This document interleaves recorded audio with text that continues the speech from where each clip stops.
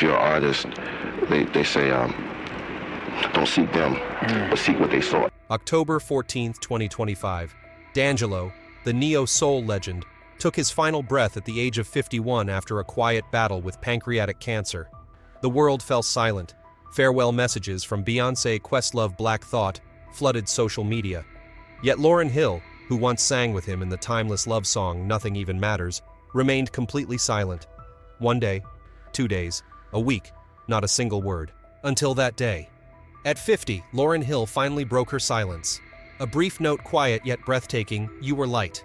And this world often doesn't deserve light." Why had she stayed silent for so long?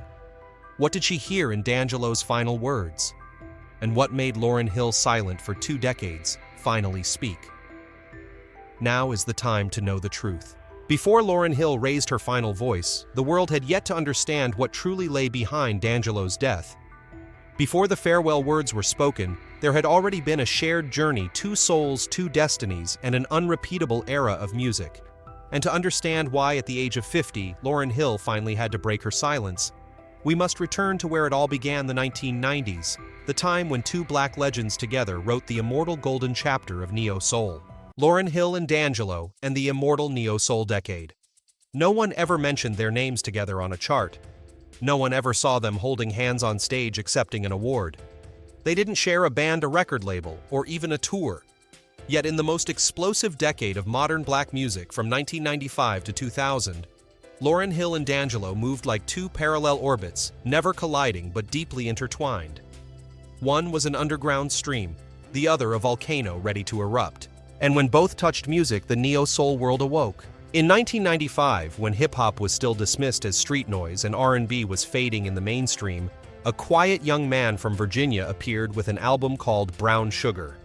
That was D'Angelo Michael Eugene Archer, only 21 years old, with cornrowed hair, a lean build, and a voice that could whisper and burn at once.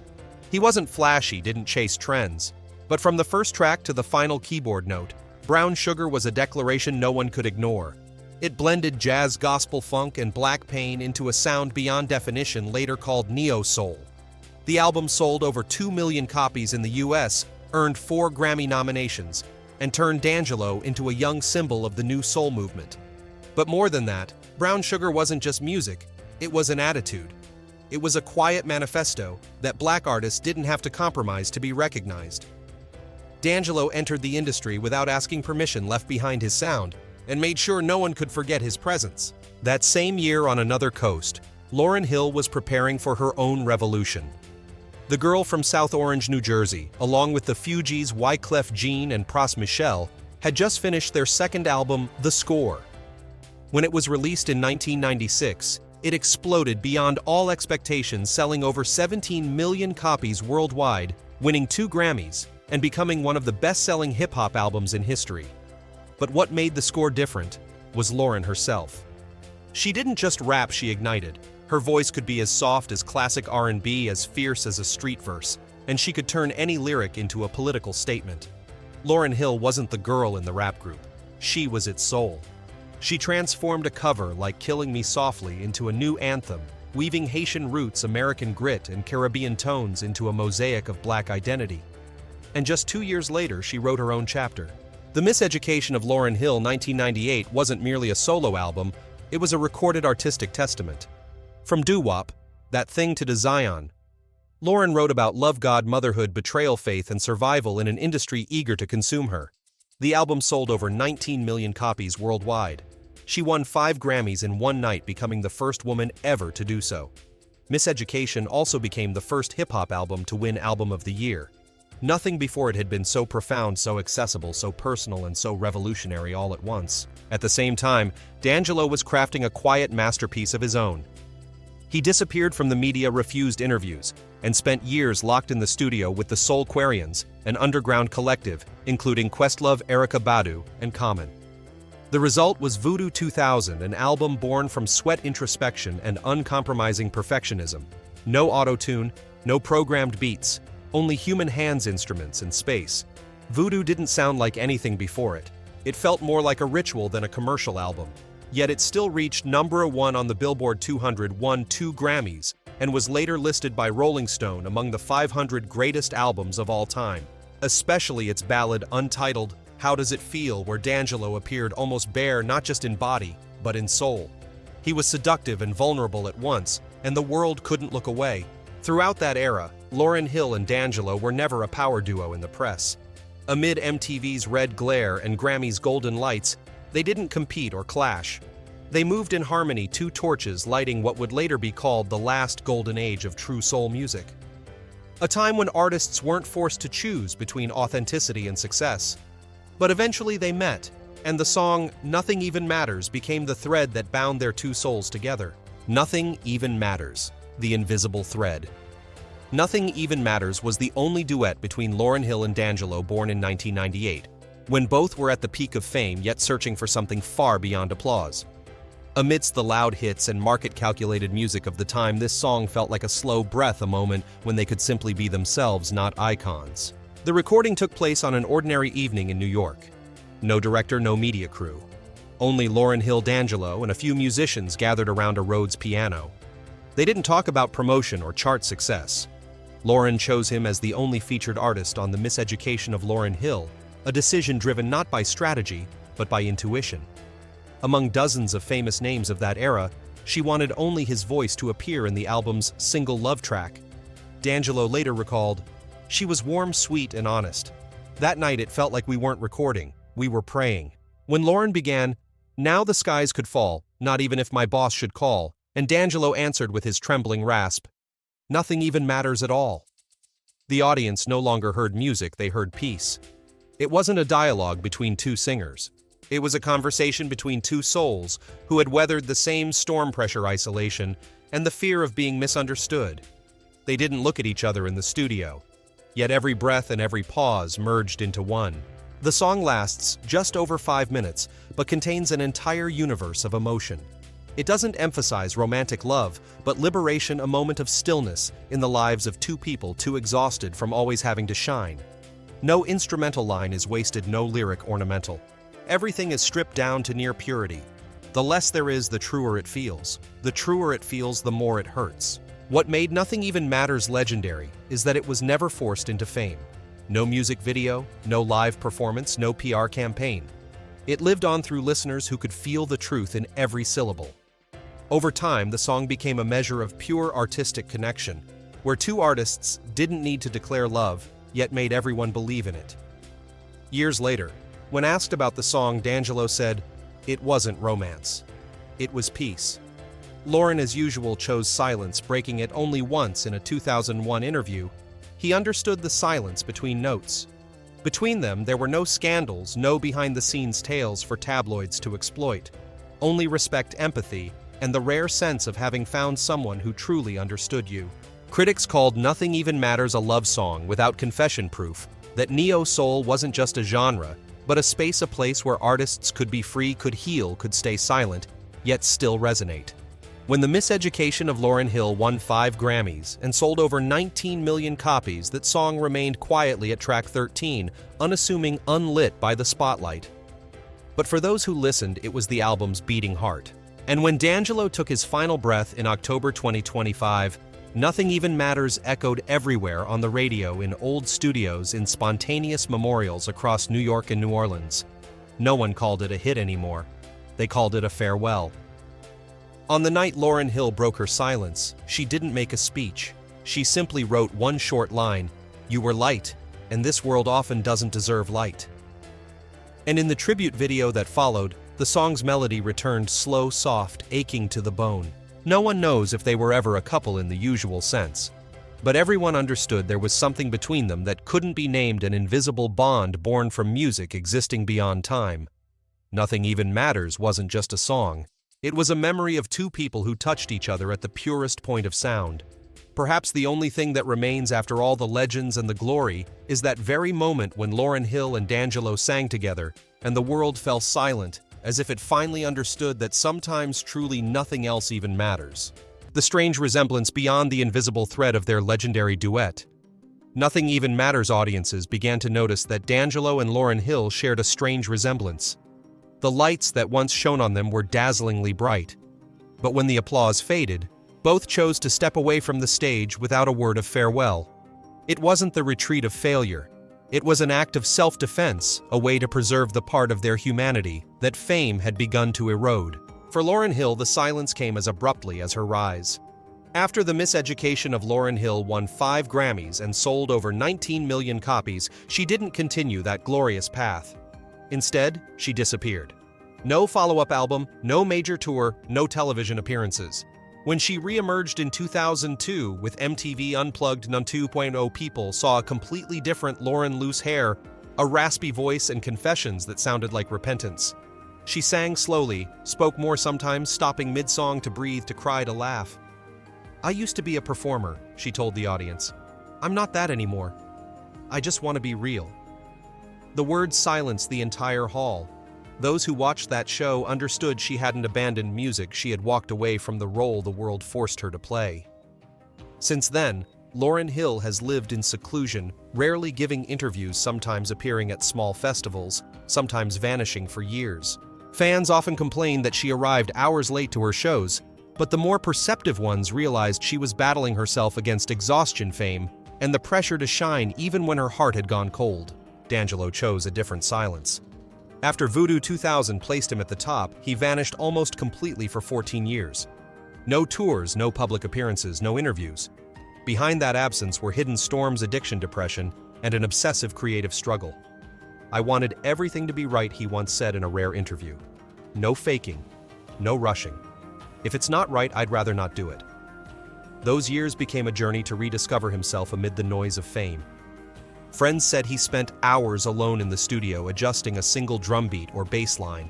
He wanted his music to be free from expectation. He wanted to write the truth, even if that truth made others uncomfortable. In 2014, after 14 years of silence, D'Angelo returned with Black Messiah. The album dropped while America was engulfed in the Ferguson protests and immediately became an anthem for a generation. Unpolished, unpromoted, but powerful. "I don't make music to be famous," he said. "I make music to survive," and by doing so he made the world listen. Between Lauryn Hill and D'Angelo lies a shared essence that's hard to see.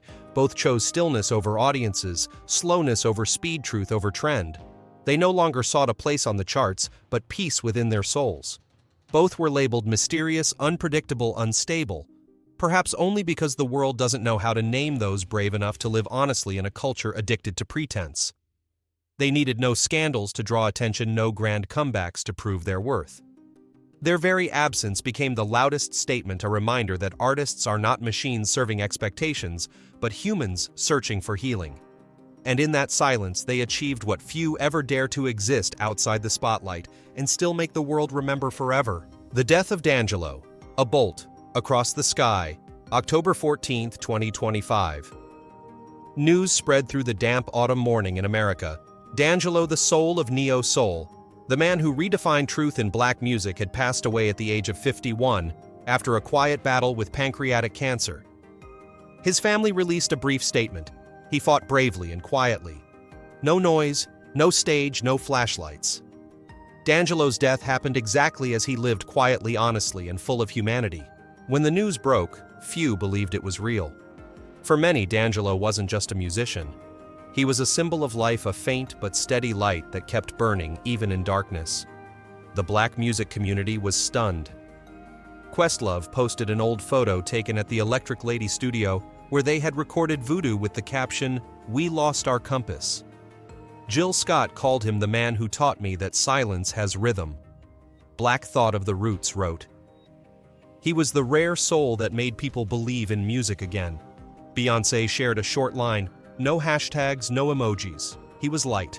Pure, unfiltered light." Boys second. Men called him a revolutionary in silence, one who never shouted to be heard, yet every time he sang the whole world stopped. Within hours, social media was flooded with familiar melodies: Brown Sugar Untitled, How Does It Feel, The Root Spanish Joint. Fans shared Voodoo covers, old cassette tapes, and memories of youth tied to his music. In New Orleans, bars played D'Angelo's songs all night. Patrons didn't talk, they just listened in silence. In Brooklyn, a group of musicians gathered outside the Apollo Theater and played Devil's Pie with drums and bass as if performing a farewell ritual. Major newspapers called him the last artist who lived true to the soul legacy. Rolling Stone wrote, "If Prince was fire, D'Angelo was smoke, the kind of haze that lingers long after the flame goes out." Those who worked with him said that even when he spoke little, he made everyone feel something real. In an age of technology and fame, D'Angelo still played music as if the world had never heard it before.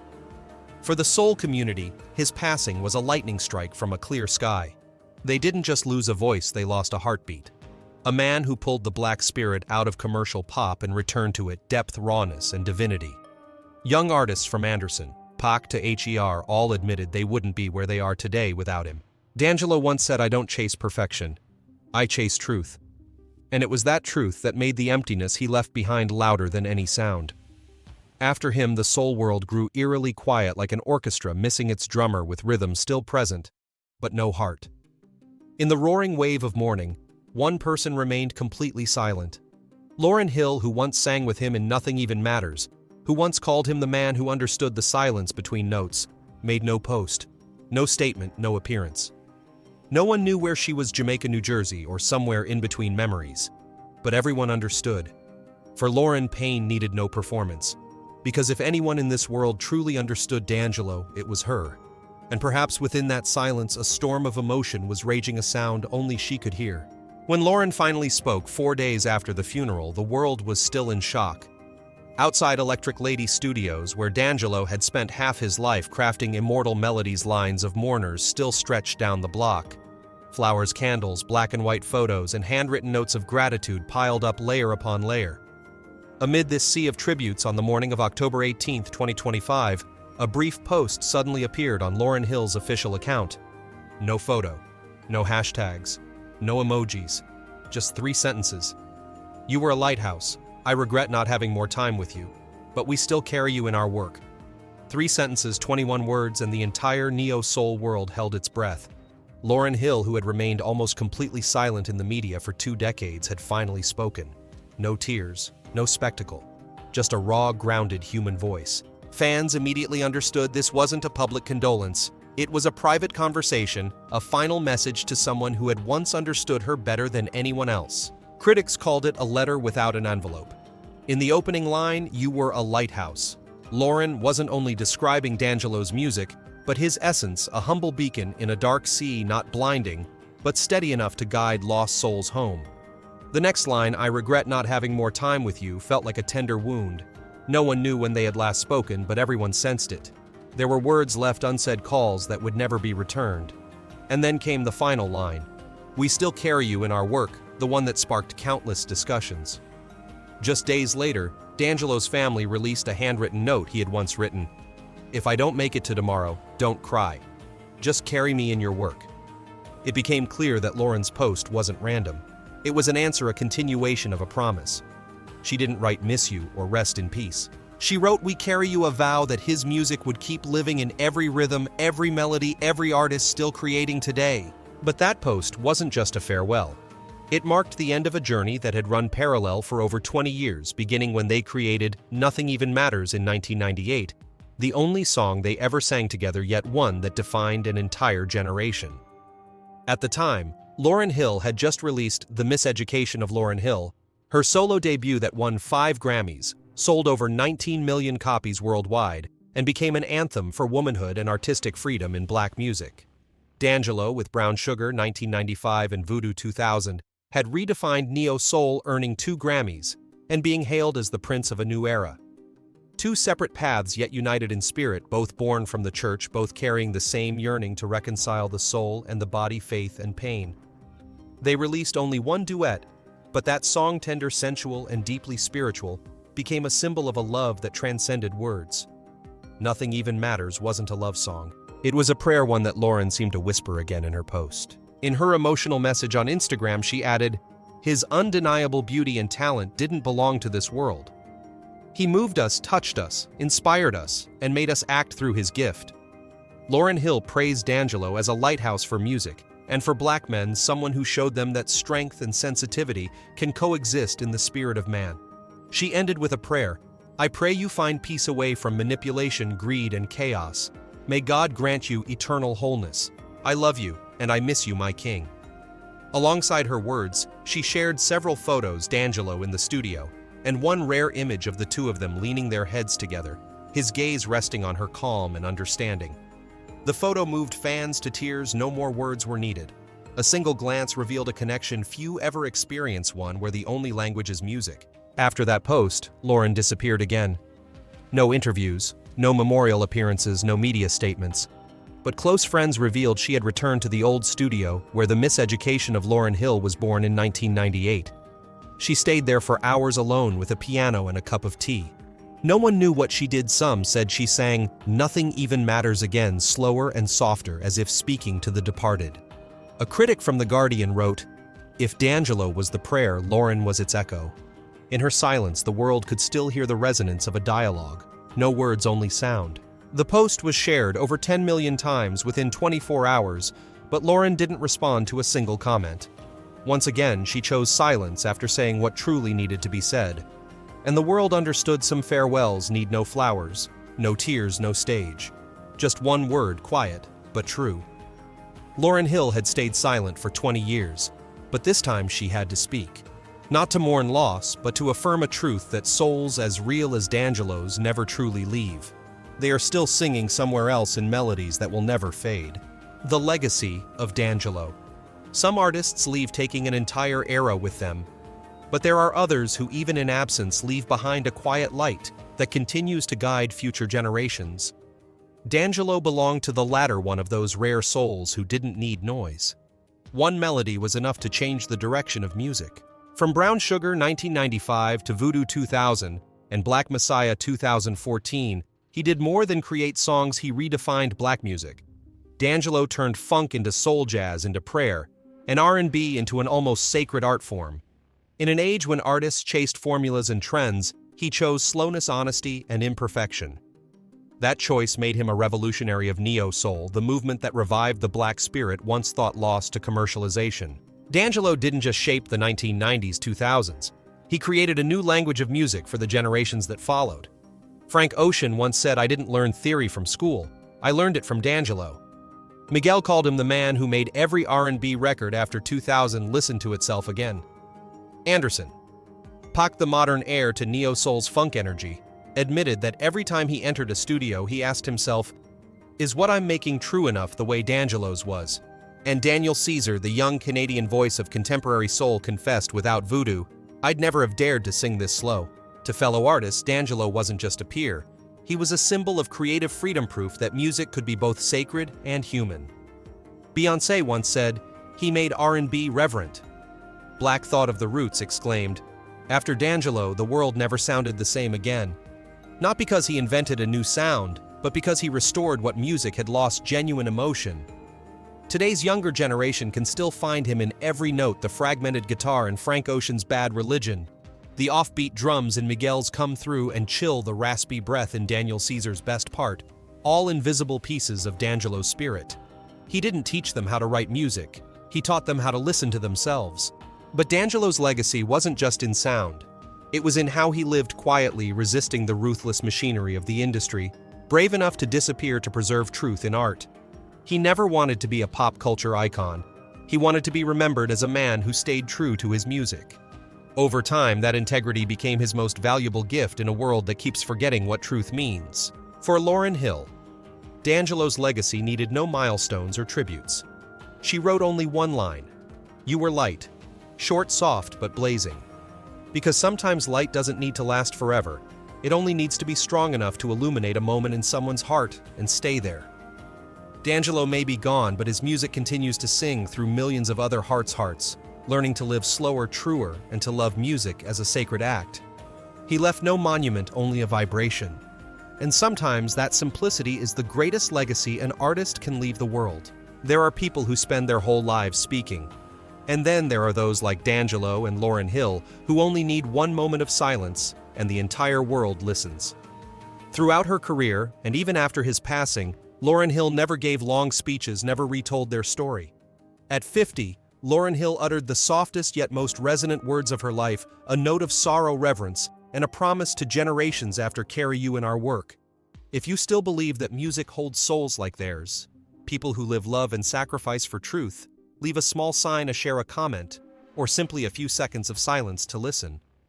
Because sometimes it is within that silence that music truly begins. All data, analysis, and commentary in this video are presented based on information available at the time of production. The content is subject to change over time and should not be considered a definitive forecast. There is still so much more to explore: stories of resilience, legacy, and truth. Feel free to dive into some of our top recommended videos now appearing on your screen.